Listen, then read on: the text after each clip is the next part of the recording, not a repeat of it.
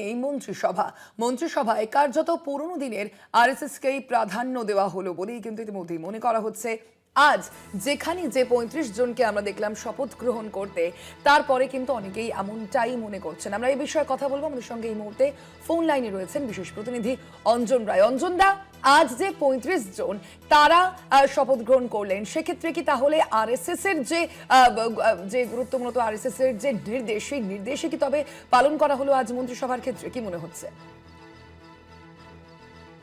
রাজনৈতিক যে দল, এটা কিন্তু আরএসএস এর উইং বলতে পারো।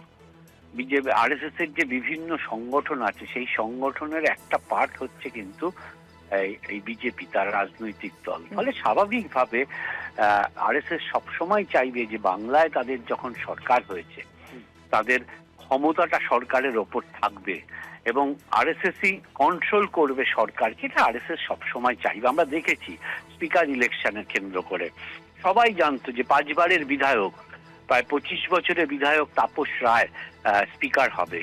সম্ভবত শুভেন্দু, আমরা যারা বিজেপির অন্দরের খবর রাখি, আমরাও জানতাম যে শুভেন্দু অধিকারী মাননীয় মুখ্যমন্ত্রীও চেয়েছিলেন, কিন্তু আরএসএস চেয়েছিল আরএসএস এর লোককে দিতে হবে। তাই জন্য স্পিকার পদে তাপস রায়ের বদলে অন্য লোককে দিতে হয়। আমরা মন্ত্রিসভার ক্ষেত্রে কার্যত তাই দেখলাম।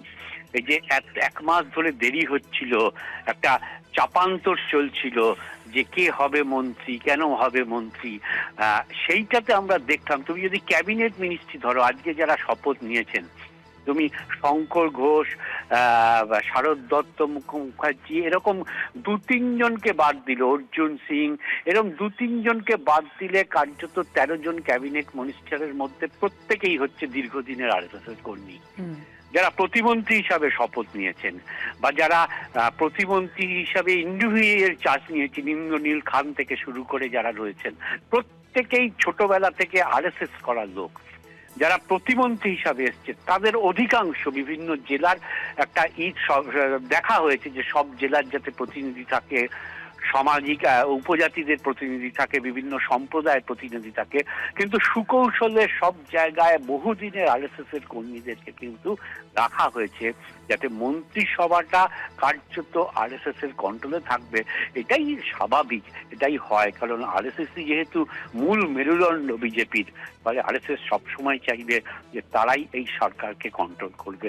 আজকের মন্ত্রিসভা কার্যত সেই দিক কার্যত পরিষ্কার, সেটাই বোঝা যায়।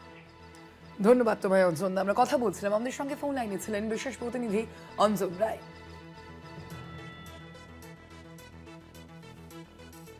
আরএসএস এর দাবি মেনেই মূলত আজকের এই মন্ত্রিসভার সদস্যদের শপথ গ্রহণ। মূলত এই মন্ত্রিসভার সদস্য হিসেবে যারা যারা শপথ গ্রহণ করেছেন, সেখানে অধিকাংশই কিন্তু দেখা যাচ্ছে মূলত যে পূর্ণ মন্ত্রিত্বের দায়িত্ব যারা পেয়েছেন, স্বাধীন দায়িত্বপ্রাপ্ত মন্ত্রিত্বের যারা দায়িত্ব পেয়েছেন, পাশাপাশি প্রতিমন্ত্রী যারা হয়েছেন, তাদের ক্ষেত্রে অধিকাংশই কিন্তু পুরনো আরএসএস, এবং সে কারণেই তাদের যে একটা আধিপত্য যে থাকবে মন্ত্রিসভায়, তা কিন্তু বলাই বাহুল্য, এবং সেই দাবি মেনেই যে এই মন্ত্রিসভার সম্প্রসারণ, তাও বলাই বাহুল্য।